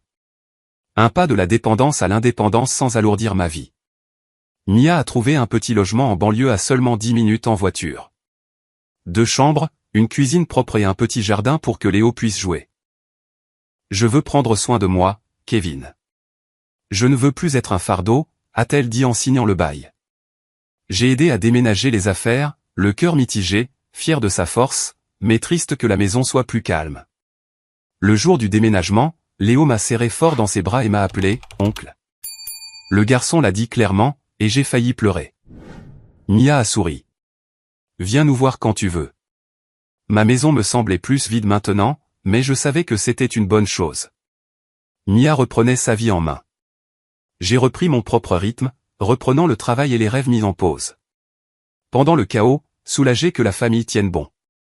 Le bureau de Phoenix est resté étouffant avec des documents internes. Mais maintenant, je travaillais plus efficacement, obtenant même une petite promotion. Chef d'équipe auditeur. Les anciens plaisirs sont revenus. Pêche le week-end, lecture dans les cafés, rêvant du voyage dans le désert que j'avais reporté. La vie normale est de retour, pensais-je, mais remplie de gratitude, pour la stabilité de Mia, la santé de Léo et la réunion de famille. Grâce à des rencontres de remerciements et des occasions fortuites, j'ai progressivement développé des sentiments pour Nathalie, la meilleure amie de Mia. Nathalie, celle qui m'avait envoyé un message ce premier jour, déclenchant tout. Cela a commencé par des rencontres de remerciements. Merci de m'avoir parlé de Mia, ai-je dit dans un café. Elle a souri, les yeux brillants. Je l'ai fait pour Mia. C'est ma meilleure amie. Puis, par coïncidence, l'anniversaire de Léo, des sorties en famille, Nathalie et moi avons parlé davantage. Nathalie, une enseignante de maternelle, douce et perspicace, comprenait profondément le traumatisme de Mia. Nous partagions une inquiétude silencieuse pour la mère et le fils, et une proximité s'est formée naturellement. La relation n'est pas venue avec des émotions explosives, mais s'est construite lentement sur la confiance et la compréhension. Pas de précipitation, pas d'évitement. Un soir, après avoir ramené Mia à la maison, Nathalie est restée. Elle s'est appuyée sur la porte, me regardant longuement avant de dire doucement, sincèrement, « Kevin, tout le monde ne reste pas patient quand les choses deviennent lourdes. Tu as fait plus que le devoir d'un frère. » Je l'ai regardée, le cœur ému. Je ne pense pas avoir fait quelque chose de grandiose. Je ne pouvais simplement pas me détourner quand ma famille avait besoin de moi. Nathalie a souri, les yeux s'adoucissant. C'est ce qui te rend différent. À partir de là, nous avons commencé des rendez-vous simples, des promenades au coucher du soleil dans le désert, de vieux films partageant des souvenirs imparfaits. Une fois, dans un rare silence, Nathalie a murmuré « Je t'aime bien parce que tu choisis la gentillesse même quand ça coûte plus cher. » Je me suis tourné vers elle, répondant sincèrement « Et je t'aime bien parce que tu ne juges pas sur les apparences, mais sur ce que les gens sont vraiment. » Tout est venu doucement. Sans fanfare, mais assez profondément pour que je le sache. Après toutes les tempêtes, je pouvais encore croire en quelque chose de durable. Nous avons décidé d'un engagement à long terme et avons organisé un mariage simple et chaleureux avec les parents, Mia, Léo, des parents, des voisins et des amis présents. Pas d'extravagance, mais complet. Le mariage dans le jardin de papa et maman à Prescott, sous les pins verts, avec de la nourriture faite maison et des fleurs sauvages. Mia était la demoiselle d'honneur. Léo portait maladroitement les alliances. Les parents ont pleuré. Mon fils, tu mérites le bonheur. Nathalie, dans une simple robe blanche, était radieuse. Nous avons échangé nos vœux sous les applaudissements. La fête a duré tard. Rire et histoire partagée. En regardant Mia rayonner à la fête, je me suis souvenu du chemin parcouru, du désespoir, de l'impasse, à tout qui se mettait en place, et j'ai réalisé la valeur de ne pas abandonner. Mia a dansé avec Léo. Elle était maintenant forte, confiante. Je me suis souvenu de l'avoir trouvée au refuge, du procès raté, des nuits épuisantes, tout cela comme un film au ralenti. Si j'avais abandonné, alors tout maintenant serait différent. J'ai pensé que je comprenais progressivement que la famille n'est pas un endroit sans blessure, mais un endroit où personne n'est laissé seul quand il est blessé. Nous n'étions ni parfaits ni forts dès le départ, mais nous avons choisi de rester ensemble. Les parents ont soutenu inconditionnellement. Mia a affronté sa douleur avec résilience, et j'ai choisi de me battre. Le chemin n'a pas été facile, mais cette unité nous a portés à travers les jours les plus sombres. J'ai aussi réalisé que la justice n'arrive pas toujours à temps. Parfois très tard, parfois seulement quand les gens persistent sans abandonner. Si je m'étais arrêté après la première défaite, acceptant le silence par fatigue ou par peur, la vérité serait restée enterrée. Le deuxième procès n'a pas été de la chance. C'est le fruit d'avoir creusé jusqu'au bout, refusant de se détourner de ce qui était juste. Et à la fin, j'ai compris que le pardon n'est pas d'effacer ce qui s'est passé, ni de justifier les torts des autres. Le pardon se libère soi-même du ressentiment, allégeant le cœur pour avancer. Comme Mia pardonnant à Steven, non pas pour lui, mais pour elle-même, afin qu'elle et Léo puissent vivre une nouvelle vie sans être liés par le passé.